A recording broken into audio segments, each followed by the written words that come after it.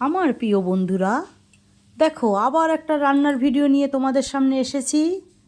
সেটা হলো প্রেশার কুকারে মাটন। আগেও আমি করেছি, যেহেতু এখন গ্যাসের দুর্মূল্য বাজার, গ্যাস পাওয়া যাচ্ছে না, তাই যেটুকু গ্যাস সঞ্চয় করতে পারি তাই প্রেশার কুকারেই মাটন রান্না করছি। পুরোটাই প্রেশার কুকারে করব, তাই তোমাদের সামনে আমি চলে এসেছি আমার রান্নাঘর থেকে। তাহলে কেমন লাগছে সেটাও জানাবে। আমি কথা দিয়েছিলাম তোমাদের প্রেশার কুকারে রান্না দেখাবো, তাই আজকে ঝোল ঝোল বড় বড় আলু দিয়ে প্রেশার কুকারে মাটনের ঝোল বলতে পারো। গ্যাসের দুর্মূল্য বাজারে গ্যাস কবে পাবো কি করব জানি না, তাই তোমাদের সামনে আমি রান্না করছি প্রেশার কুকারে। তাহলে কিভাবে করব সেটা দেখো, দেখতে থাকতে হবে। এই দেখো মাটন ধুয়ে পরিষ্কার করে রেখেছি, এখানে বড় বড় করে আলু রেখেছি, পেঁয়াজ, গোটা রসুন দেবো, গোটা রসুন ভালো লাগে মাটনের ঝোলে, আর লঙ্কা চিড়ে রেখেছি, আর গুঁড়ো মশলা সব রেগুলার মশলা যা যা লাগে, আর এখানে আদা রসুন পেঁয়াজ একটু পেস্ট করে রেখেছি। প্রেশার কুকারেই পুরোটা করব। এই দেখো প্রেশার কুকারে দিয়ে দিয়েছি সর্ষের তেল, তেলটা ভীষণ গরম হয়ে গেছে, আলুটা ভেজে তুলে নেব। দেখো আলুটা ভেজে লাল করে ভেজে তুলে নেব। আমি আলু ভেজেই মাংসে দিলে বেশি স্বাদ হয় আমার কাছে, তাই আমি মাংসের আলুটা ভেজে নেব। ভেজে আলুটা তুলে তারপরে মশলা দেব।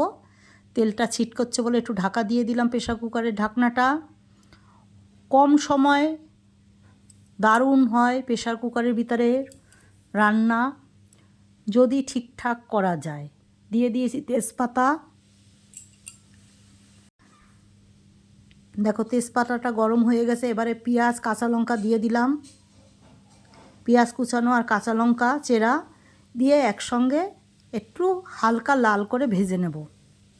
তেল কিন্তু আমি খুব একটা দেইনি, যতটা তেল কম দিয়ে রান্না করা যায়, প্রেশার কুকারে কম তেলে রান্না করা যায়। দেখো আমি তেল কিন্তু খুব বেশি দেইনি। পেঁয়াজটা ভাজা হয়ে গেছে, এবারে এই যে বাটা পেঁয়াজ রসুন আদা টমেটো সব একসঙ্গে বেটে রেখেছিলাম, সেই মশলাটা দিয়ে আবারও একটু নেড়ে নেব, কাঁচা গন্ধটা চলে যাবে। এবারে এক এক করে সব দেখতে থাকো।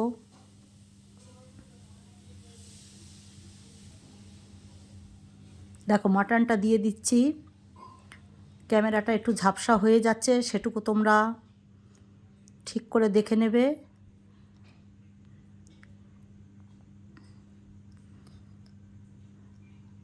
মটনটা দিয়ে পেঁয়াজ রসুনের সঙ্গে একটু ভাজা ভাজা করে নিচ্ছি, কেন মটনে একটা গন্ধ আছে, সেই গন্ধটা লাগে না, একদমই লাগে না, একটু হালকা ভেজে নিলে।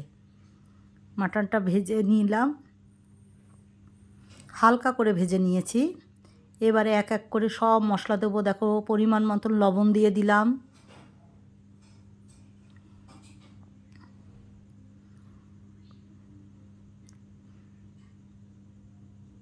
যা যা মশলা আছে সব মশলাই দেবো। এই হলুদ দিয়ে দিচ্ছি পরিমাণ মতন।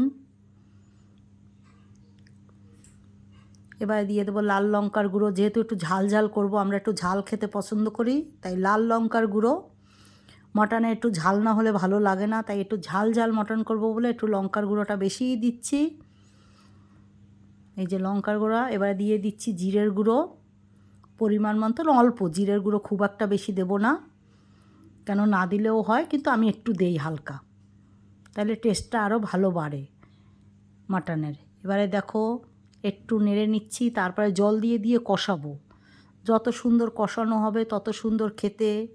সব সময় এটা আমি বলি তোমাদের কাছে, প্রেশার কুকারে করো আর হাঁড়িতে করো আর কড়াতে করো, যেখানেই করো, জল দিয়ে দিয়ে কষাবো মাটনটা।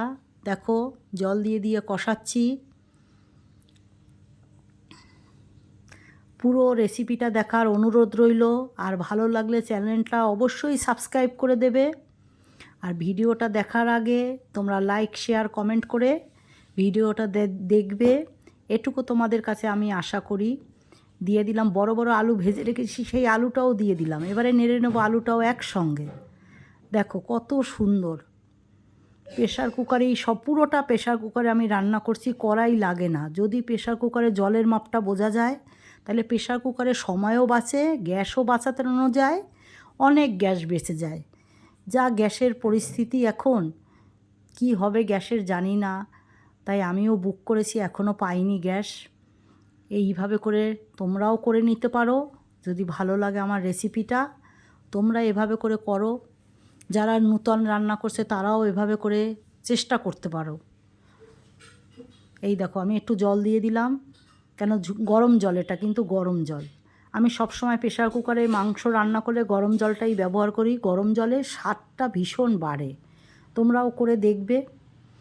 এই যে গোটা রসুন দিয়ে দিচ্ছি, মাংসে গোটা রসুন ভীষণ টেস্টি লাগে, বিশেষ করে মাটনে ভীষণ ভাল লাগে। আর দিয়ে দিলাম আমি নিজে হাতে গরম মশলার গুঁড়ো করে নিই, এলাচ আর দারচিনি একটু নেড়ে মিক্সিতে গুঁড়ো করে রেখে দেই, সেই গুঁড়োটা দিয়ে দিলাম।